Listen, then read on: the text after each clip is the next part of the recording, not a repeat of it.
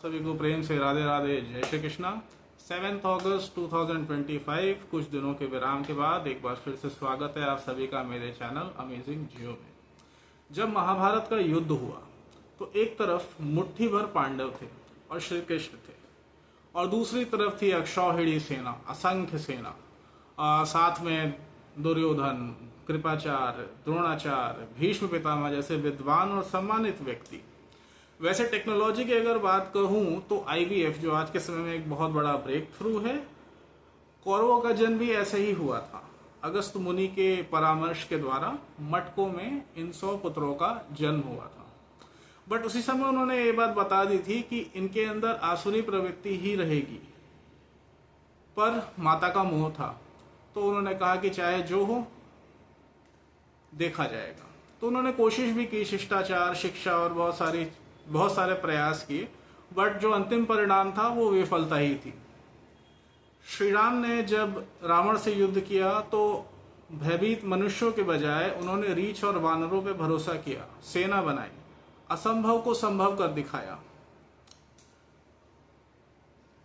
सीता जी को अयोध्या लेके आए, राम राज्य स्थापित किया, सबको सब कुछ किया, सबको सब कुछ दिया।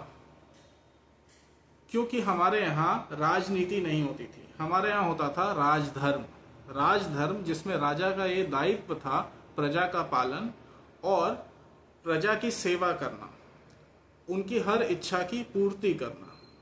अब श्री राम मर्यादा पुरुषोत्तम थे, तो जब उन्हें पता चला कि उनके इतना सब कुछ होने के बाद, इतना सब कुछ करने के बाद जो समाज है वो अपने निम्न स्तर को छोड़ने को तैयार ही नहीं है, और वो तमाम बातें कर रहे हैं सीता जी के बारे में और बहुत सारी ऐसी चीजें। तो राजधर्म का पालन करने हेतु, क्योंकि उन्हें मर्यादा दिखानी थी, तो राजधर्म का पालन करने हेतु उन्होंने सीता का त्याग किया। लांछन आज तक लगते हैं, कभी श्री राम पे, कभी माता सीता पर, मगर समाज न तब सुधरा था न आज सुधरा है। यही बात श्री कृष्ण के समय की भी है। समझा किसी ने कुछ नहीं, पर बोला बहुत कुछ। आज भी बहुत सारी बातें होती हैं, समझ आज भी कोई नहीं पाता। कलयुग की तो बात ही निराली है। आज भी यहाँ वही हाल है, कुछ लोग हैं जो सत्य के साथ हैं, ज्यादातर सत्य को समझना ही नहीं चाहते, उनके अंदर वो साहस, वो दम ही नहीं है, और समझेंगे भी कैसे। सत्य अकेले चट्टान की तरह खड़ा है प्रमाण के साथ, पर असुरों की फौज है, चमकते कपड़े, वेश में और नई नई टेक्नोलॉजीज और बहुत सारे तरीके से, तो सिर्फ इसलिए कि लोगों को भ्रमित किया जा सके। पर इन एक्चुअली हालत यह है आज के समय में कि समाज की हिम्मत नहीं है सत्य से नजरें मिलाने की। उन्हें सिर्फ चाहिए, क्या चाहिए, सही गलत उन्हें नहीं पता, उन्हें बस चाहिए। तो ये जो पाने की भूख है, लालसा है, ये जो सत्ता की भूख, हवस और अंतहीन राजनीति जिसमें धर्म का बस इस्तेमाल होता है और प्रकृति सिर्फ दोहन करने की चीज है, जबकि इन एक्चुअली सिर्फ कुछ सेकंड का खेल है। अगर प्रकृति ने अपना रूप दिखाना शुरू कर दिया तो ऑलरेडी दिखा रही है, तो कुछ सेकंड की देर है, 1 मिनट तक भी पहुंच नहीं पाएंगे, झेल नहीं पाएंगे। सबको अपनी औकात जो है वो पता चल जाएगी, कौन कितने पानी में है। But then also huge ego. खैर रखिए, चलिए, हम उसके बाद भी नहीं सुधरेंगे। हम अपने खेतों में, भूमि में हम जहर डालेंगे। जहर डालने से क्या होता है, हमारे परिवारों के अंदर विकृति आती है, स्पेशली द फेमिनिन एनर्जी। तो विकृति आई, विकृति की वजह से हमारे परिवार, जो जॉइंट फैमिली हुआ करती थी, वो टूट के उनके अंदर बिखराव शुरू हो गया। और आज की डेट में we are living in a nuclear culture, nuclear family, और दोष देने की हमें आदत है। तो हम दोष हमेशा देते रहते हैं कि भाई स्त्रियां ही स्त्रियों की दुश्मन होती है, और स्त्रियों का गिरता स्तर, ये वो, ऐसे वैसे। जिम्मेदारी कोई नहीं लेगा, अपने कर्म कोई नहीं सुधारेगा, शिक्षा पे कोई बात नहीं करेगा। जब करोड़ों छापने के बाद और कमाने के बाद, नाम पैसा सब कुछ कमाने के बाद, जब ये दिखेगा कि हमारा कमाने का रास्ता बंद हो रहा है, हमारे वर्चस्व में धीरे धीरे कमी आ जाएगी, क्योंकि नौकरी तो मिल नहीं रही, क्योंकि सत्य तो ये है कि ये है ही नहीं, तो सारा का सारा झूठ ही है पूरा का पूरा। तो तब आंदोलन होगा, इंटरव्यू होगा, पॉडकास्ट होगा, कहा जाएगा कि शिक्षक के ऊपर अत्याचार हो रहा है। उस समय कहाँ थे जब और भी बहुत कुछ हो रहा था? उस समय तो पैसे मिल रहे थे, तो किसी को नीचे के स्तर पे किसी को कोई मतलब फर्क नहीं पड़ता है। तो ठीक है, अब सारे स्तर पे ये समझ में आएगा धीरे धीरे लोगों को। सरकारों को पता है कि कितनी सच की कमाई है और कितना दम है। सत्य है ही नहीं, सिर्फ प्रोपेगेंडा है। और पूरा सिस्टम ही ऐसा जहां बस झूठ और एक दूसरे की निंदा, समाधान कहीं है ही नहीं।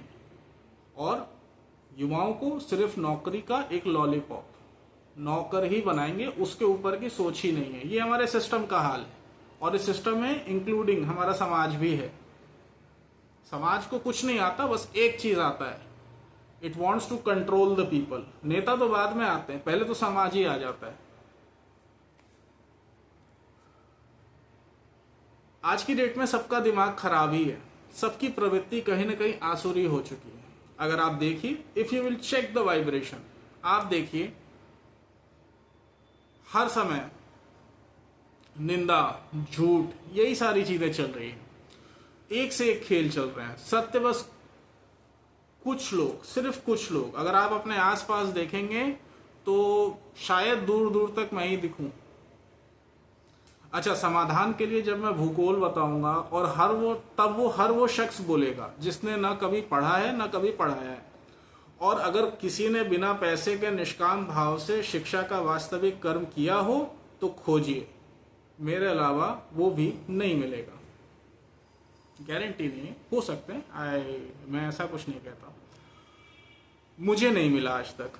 और सोने पे सुहागा, योग और आध्यात्म, बात क्या है ना कि मैं कोई स्कोप छोड़ता ही नहीं। और मेरी आदत है, unless and until I will not find the real truth, the complete truth, fact, मैं तब तक रुकता नहीं।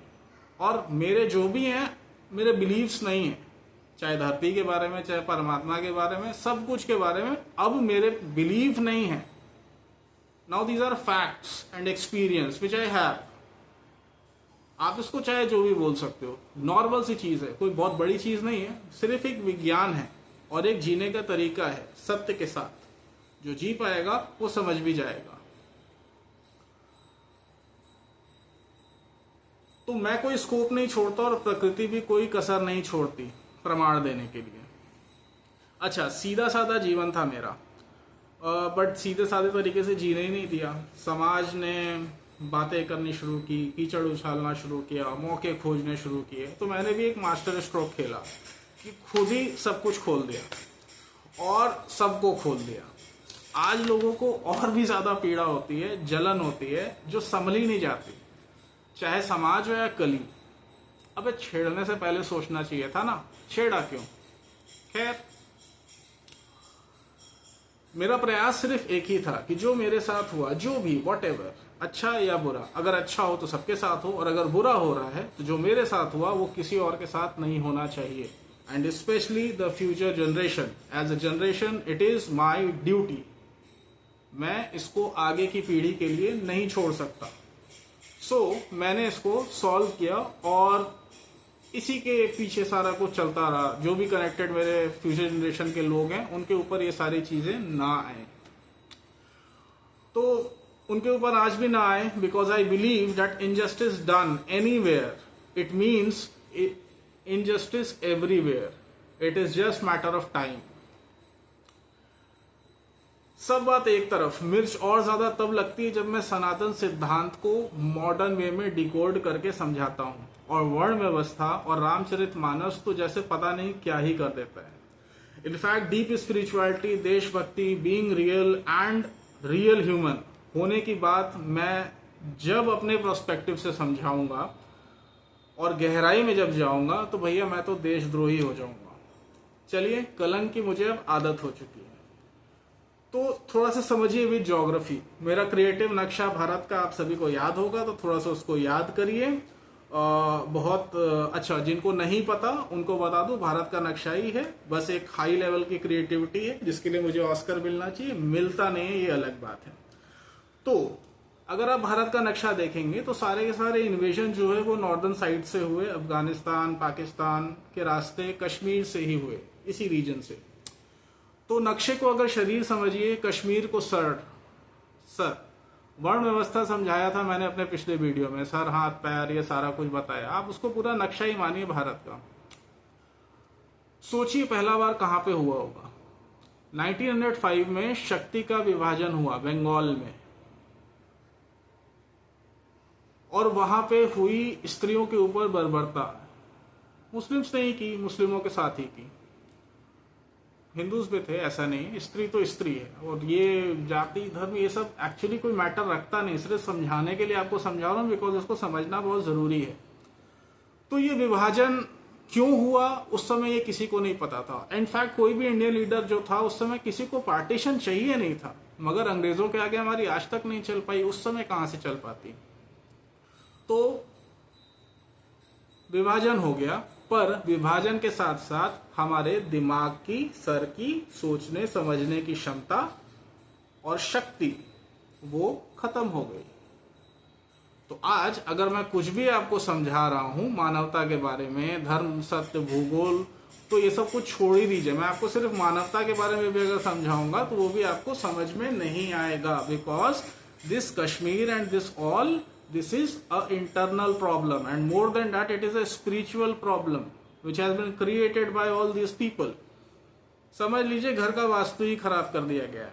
अच्छा, कश्मीरी पंडितों को ऐसे ही नहीं भगाया गया वहां से, और आज तक उन्हें कोई बसा भी नहीं पाया। प्रोपेगेंडा बहुत हो चुके हैं, पर उन्हीं कश्मीर के रेफ्यूजी में से एक मोहित रायना, मैं क्रिएटिव एक्सप्रेशन की बहुत ज्यादा बात करता हूँ, because I believe that is something, art is something which will always be there no matter what. तो मोहित रायना का क्रिएटिव वे में जब उन्होंने सीरियल महादेव में जब उन्होंने किया, आप लोग थोड़ा सर्च कर लीजिएगा हु ही इज, तो जब उन्होंने महादेव का रोल किया तो इट वॉज सो रियल कि जैसे लगा कि शिव जैसा ही। तो कुछ ऐसा कनेक्शन होता है एक रीजन का, भक्तों का और भगवान का, जिसको आप लोग समझते नहीं। आज हिंदू मुस्लिम के चक्कर में कुछ लोग इतना गिर गए हैं कि आपदा में भी लगे हुए हैं। भैया ये देवभूमि है, और मृत्यु वो भी ऐसी, तो एक तरह से वरदान ही समझिए। आपका क्या होगा ये सोचिए, क्योंकि अभी तो ये बस ट्रेलर है। बाकी दुख तो गाजा के लिए भी है, क्योंकि असल में सब परिवार ही है। ये बाउंड्री, बॉर्डर, झंडे, ये सब तो इंसानों के बनाए हुए हैं। और हाँ, वर्ण में मुंह होना एक जिम्मेदारी है। ये जब आपके ऊपर पड़ेगी तब आपको समझ में आएगा। Even I am also fed up of this thing. मैं भी इसको समय, जब मेरे पास कुछ भी नहीं बचा, सिर्फ मेरी बॉडी बची, then I started asking who am I. तो काफी समय के बाद मुझे ये पता चला कि I am this, then I started researching. तो मैं इसलिए बता रहा हूं, मैं कोई ईगो या उसके उसमें नहीं बता रहा हूं आपको, तो समझिए इस बात को। तो पहाड़ का, एक तो सर की बात कर रहा हूं, तो पहाड़ का जो रहस्य वो हर कोई नहीं जान सकता। रास्ता बहुत कठिन है, खतरनाक है, बहुत कम लोग बच के आ सकते हैं। तो मेरे पॉइंट को समझिए। आप चाहते हैं कि 4,32,000 साल तक आपको समझाया जाए प्रेम से मनुष्य जीवन की कितना अनमोल जीवन है आपका। आज तक न जाने कितने महापुरुष आए समझाने के लिए, सब अलग अलग पंथ बन के रह गए, चाहे नानक हो चाहे कबीर। समझा तो किसी ने नहीं उनको, और स्पेशली कबीर की तो दुर्गति कर डाली है, जिन्होंने इतना बड़ा काम किया, बट उन्हें कोई समझ नहीं पाया, बस एक कबीरपंथी बन के रह गए। ओशो भी आए पर विफल रहे, क्योंकि कहीं ना कहीं वो धर्म के विरुद्ध हो गए। शायद उस समय उन्हें धर्म के विरुद्ध जाना पड़ा, कुछ ऐसी परिस्थितियां थी। मैं इसलिए समझा रहा हूं बिकॉज धर्मो रक्षति धर्मा, और काशी का अपना एक बहुत पौराणिक महत्व है। So the point is, when you ask who am I, पहले आइडेंटिफाई करिए, एक्सेप्ट करिए, सरेंडर करिए, सेवा करिए निष्काम भाव से। आपको पता भी नहीं चलेगा आपको कब उठा लिया जाएगा। This is a very efficient way of spiritual evolution, जिसके ऊपर हमारा ध्यान नहीं जा रहा। और ये पूरी दुनिया में हर जगह बचा नहीं है, बहुत कम जगह बचा है। तो जो लोग इसको समझ सकते हैं वो समझें और इस तरह से अपना इवोल्यूशन करें। बस अहंकार त्यागना पड़ेगा। और हाँ, कुछ लोग मुंह हाथ पैर से निकले हैं पर गटर से भी नीचे जा चुके हैं अपने अहंकार की वजह से, तो बचिएगा ऐसे लोगों से। अमेजिंग जियो एक यात्रा है which is not about making the change, but it's more about being the change. आता मुझे भी कुछ भी नहीं था, सब सीखा, बस ऐसा सीखा कि मैं हमेशा समय के आगे रहता हूं। अगर आप ध्यान से समझेंगे तो हर तरह के मैनिपुलेशन से बच जाएंगे, क्योंकि जड़ से ही मैनिपुलेशन, और वो भी सबसे बड़े मैनिपुलेशन को अगर खत्म कर दिया जाए तो कोई कालनेमी या राक्षस आपका कुछ नहीं कर पाएगा, कोई धोखा नहीं दे पाएगा, किसी भी तरह का कोई चीटिंग आपके साथ नहीं होगी। तो बीती गई प्रॉब्लम बस एक है, क्योंकि बीती कई जनरेशन से इस पे कोई काम नहीं हुआ है, तो थोड़ा सा आइसोलेट रखिएगा अपने आप को, ये भी आपको बचाएगा। It's better not to be involve in all these chaos which is happening in the world. तो थोड़ा सा आइसोलेट हो सकते हैं, ये आपको अच्छा रहने में बहुत मदद करेगा, क्योंकि ये जिन्होंने भी ये रायता फैलाया अब ये संभलने वाला है नहीं, बिकॉज मैट्रिक्स इज ब्रेकिंग, डूबती नावें जिसमें दुनिया इस समय चल रही है। और यहाँ पे अमेजिंग जियो एक उगता सूरज है, because India is not the land of rising sun, it is the land of the sun, moon and everything. तो रियल फ्रीडम इज इवोल्यूशन। वर्ण, मनुष्य, ये सारी इन सब चीजों से जब तक हम इवॉल्व नहीं हो जाएंगे समझ के सारी चीजों को, तो that is the best thing. तो मनुष्य जन्म मिला है आसुरी प्रवृत्तियों से निकल के दैवीय गुणों को लेने के लिए। It's for love and truth and it means evolve. Love means evolve. Just don't wait for the change, be the change. मैंने अकेले रास्ता बनाया है, चल के भी दिखा दिया। The toughest work has been done. आपको बस चलना है। समय के आगे रहा हूं तो आपके हर समय का, जो भी आपकी जर्नी होगी, आपके हर समय का जवाब मेरे वीडियोस में आपको कहीं ना कहीं मिल जाएगा, और हर किसी के लिए है ये। ठीक है, अभी तक आपने नहीं समझा, मगर एक दिन आप सबको सब कुछ समझ में आएगा। इट इज लाइक आप पढ़ोगे नहीं तो आपके लिए प्रकृति की एक व्यवस्था है ये भी। तो रामचरितमानस को भी थोड़ा सा डिकोड कर देते हैं कि इट इज ये 30 दिन का एक क्रैश कोर्स है स्पिरिचुअलिटी का। इसको भी थोड़ा सा अनुभव करिए, इस टेक्नोलॉजी को, and it works completely on vibration. असली रामायण जो है, वाल्मीकि रामायण, उससे इसकी कहानी बहुत अलग है, और हर बार जब आप पढ़ेंगे इसको तो हर बार वो कहानी का अलग ही मतलब आपको समझ में आएगा। 7 कांड, आपके शरीर के 7 चक्र, बाल कांड से उत्तर कांड तक, जब तक आप पढ़ेंगे एक बार तो आपको हर बार एक क्लैरिटी मिलेगी, उत्तर मिलेगा। और जैसे जैसे पढ़ते जाएंगे, जितनी बार उतना ज्यादा आपके अंदर क्लैरिटी आएगी और रास्ता आपको मिलता जाएगा। और बाकी और षड विकारों से बस बच के रहिएगा, क्योंकि जब आप इसको पढ़ेंगे तो ऐसे ट्रिगर्स आपको दिए जाएंगे। तो अगर आप इससे बच जाएंगे तो ठीक है, नहीं तो ढोल गवार शूद्र पशु नारी में ही उलझ के रह जाएंगे, विकारों से ऊपर नहीं उठ पाएंगे। जजमेंट को थोड़ा दूर रखिएगा। बाकी क्या ही समझाया जाए, शंकराचार्य, प्रेमानंद जी, किसी को तो आप लोगों ने छोड़ा नहीं है, किसी को नहीं छोड़ा गया अभी के समय में। तो मेरी तो बात ही कुछ और है। हाँ, मैं कोई भगवान भी नहीं हूं, ना मैं बनने की होड़ में हूं, मैं बस भक्त हूं, सेवा ही कर्म है। और बस यही था, एक सोच यही थी कि अगर वो भी आएंगे तो यही करेंगे। तो एक तरह से भार जो था वो थोड़ा सा कम करने का प्रयास रहा है मेरा। और एज ऑफ डार्कनेस में, डार्कनेस का मुख्य हथियार है गलत ज्ञान। तो सही ज्ञान मतलब डार्कनेस गॉन। तो स्पिरिचुअलिटी के साथ सब्जेक्ट पे रिसर्च करिए। आज का ब्रह्मास्त्र सत्य ही है। I am sure you will find a way. थोड़ी मेहनत सबको करनी पड़ेगी, because ultimately it is matter of soul, and each and every soul will have to evolve. Free में कुछ भी नहीं मिलता, फ्री में सिर्फ गुलामी मिलती है, और नौकरी भी कभी कभी मिल जाती है। Evolution is for everyone on this planet. आप जैसे जैसे इवॉल्व करेंगे, सत्य को समझ के भेद अपने आप ही खत्म हो जाएंगे। क्रिएटिव एक्सप्रेशन की अगर बात करूं तो जो करीब हैं वो समझेंगे इस बात को कि कुछ दिन पहले प्रहलाद जी के चरित्र को लिख के भेजा था, आज इट्स अ मूवी।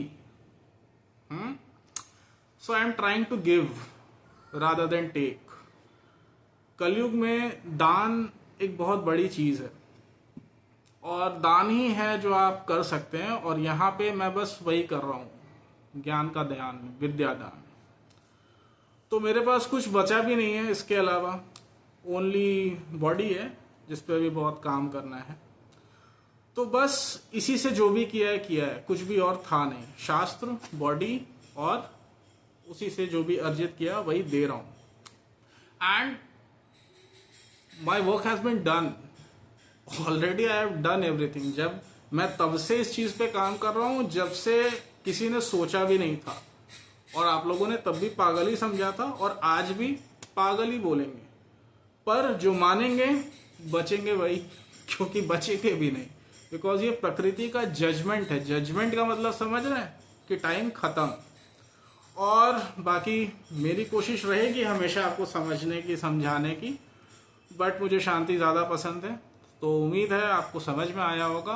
बड़ा सा वीडियो है, जानबूझ के बनाया है, आपका पेशेंस का टेस्टिंग सारा चीज़ हो, तो hope it all goes well. आप सब कुछ समझे होंगे, और आगे भविष्य में जो भी चीज़ें होंगी, अगर आप मेरी सारी बातों पे ध्यान देंगे, समझेंगे, जानेंगे, तो you will always find a way.